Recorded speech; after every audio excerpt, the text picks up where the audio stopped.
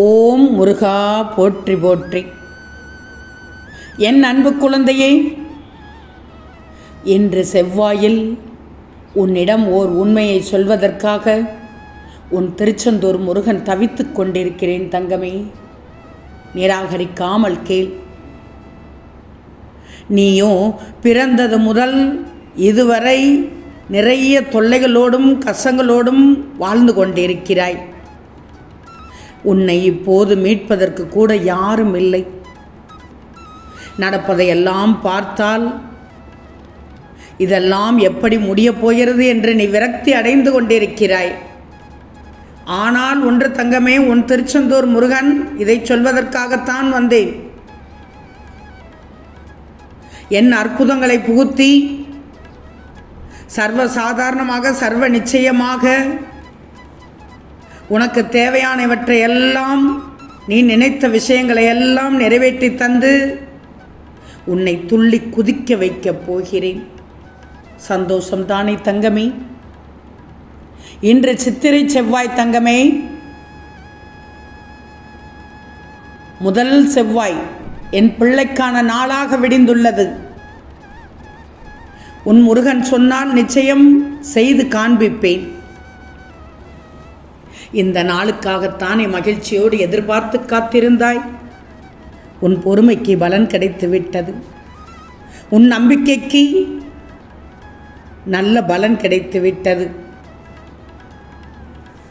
எப்போது இந்த செய்தி உன் கண்களில் பட்டதோ அப்போதே உன் திருச்செந்தூர் முருகனை கரம் பிடித்து கொண்டாய்.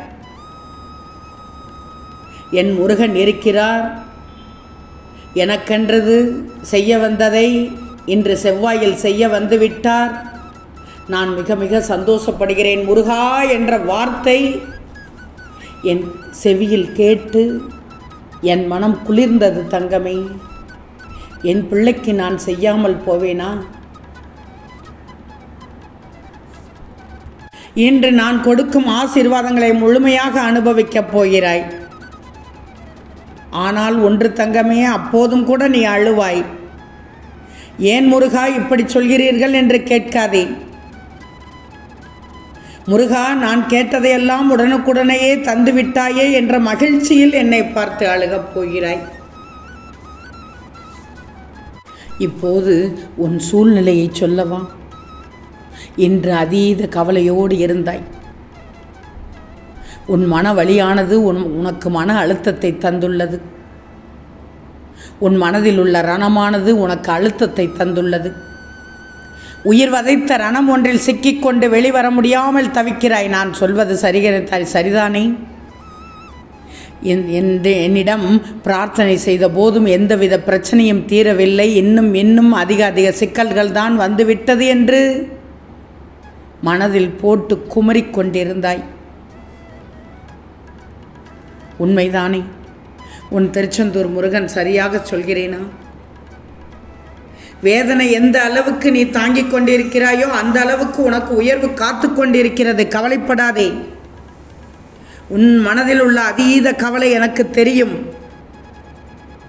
உன்னுடைய கவலைக்கு ஒரு முடிவு உண்டு. அந்த முடிவு உனக்கு சுபமாக மாற வேண்டுமென்றால் இப்போதைய சூழ்நிலையை நீ சகித்து கொண்டுதான் இருக்க வேண்டும். அதைத்தான் சொல்ல வந்தேன். உன்னுடைய இப்போதைய சூழலை சொல்லிவிட்டேன் அல்லவா? உன் முருகன் உன்னை கண்டறிந்து கவலையே படாதே. உனக்கு நல்ல வழி பிறக்கும். சீக்கிரமே உனக்கு நல்ல வழி பிறக்கும்.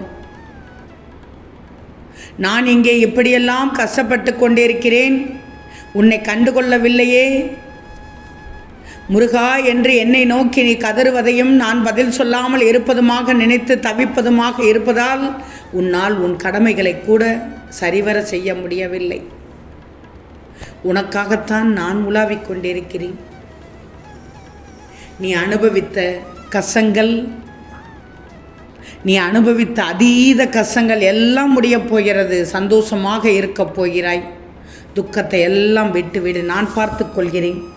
உன் வாழ்க்கையில் நீ தான் எத்தனை தடைகளை தாண்டி வந்து விட்டாய் என்று உனக்கு தெரியாதா? எத்தனை துன்பங்களை கடந்து வந்து விட்டாய் என்று உனக்கு தெரியாதா? சொல்லில் அடங்காத இன்னல்களையும் இடர்களையும் கண்டு வந்துள்ளாய். அத்தனையையும் எதிர்த்து போராடிய நீ என்று ஏன் சோர்ந்து விட்டாய்? எனக்கு மட்டும் ஏன் முருகா இவ்வளவு வழிகள் என்றுதானே கேட்கிறாய் என்னிடம்? அதுவும் மனம் தளர்ந்து கேட்கிறாய். அடிமேல் அடியாக உள்ளது இந்த வாழ்க்கை, இப்போது வாழும் வாழ்க்கை என்று புலம்புகிறாய். ஏன் எனக்கு மட்டும் இப்படி முருகா என்று கேட்கிறாய்? எல்லோரும் நல்லாக இருக்காங்களே என்றுதானே யோசிக்கிறாய்? நான் சொல்வதை கேள். காய்ந்த மரம்தானே கல்லடிபடும், அதுபோல் நல்லவர்களுக்குத்தான் சோதனை வரும். அப்படியென்றால் நல்லவராக இருந்தால் கல்லடிபடுமா என்று கேட்கிறாய். ஆம் தங்கமே, காய்ந்த மரம் பழுத்த பழங்களை சுமந்து நிற்கும். அப்போது கல் எறிந்து பழங்களை உதற வைப்பார்கள். அந்த கல்லடி படும்போது வலிக்காமல் இருக்குமா? ரணவலி இருக்கும். ஆனால் பழங்கள் கீழே உதிர்ந்து விட்டால் மரத்தின் சுமை வெகுவாக குறைந்துவிடும். இதுதான் தங்கமே இதனுடைய தத்துவம். இன்று நீ நல்லவனாக இருப்பதால், காய்ந்த மரமாக இருப்பதால் உன்முன் ஜென்ம பாவங்களான பழுத்த பழங்கள் கல்லடி என்ற சோதனைகளால் உதிர்க்கப்படுகிறது, கொட்டப்படுகிறது, தளரப்படுகிறது. இன்று உனக்கு அது வலித்தாலும் பாவங்கள் தீர்க்கப்பட்டு சுகமான எதிர்காலம், நல்ல எதிர்காலம் உனக்கு மட்டுமல்ல,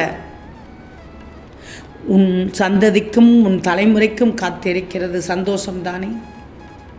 உன் சந்ததிக்கும் உன் தலைமுறைக்கும் என்று சொன்ன உடனேயே என் பிள்ளையின் முகத்தில் அவ்வளவு பிரகாசம் தெரிகிறது. இப்போது சொல் தங்கமே,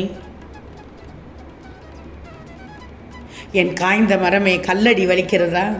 இல்லைதானே? வசந்தமான எதிர்காலத்திற்காக இன்று கொஞ்சம் வழிகளை ஏற்றுக்கொண்டிருக்கிறாய், அவ்வளவுதான்.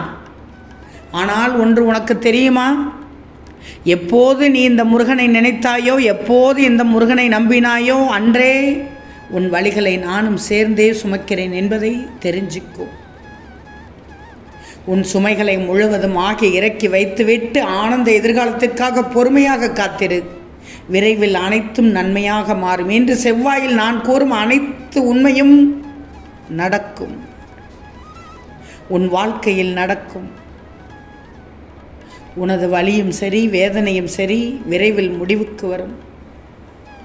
என் பிள்ளை, என்னை முழுவதுமாக சரணடைந்துள்ளாய். பின்னென்ன, உன் சோதனைகள் அனைத்தும் வென்று விடுவாய். இனி உனக்கு அனைத்தும் நல்லதாகவே நடக்கும். திருச்செந்தூர் முருகனை நம்பினவர்கள் யாரும் முருகனால் கைவிடப்படுவதில்லை.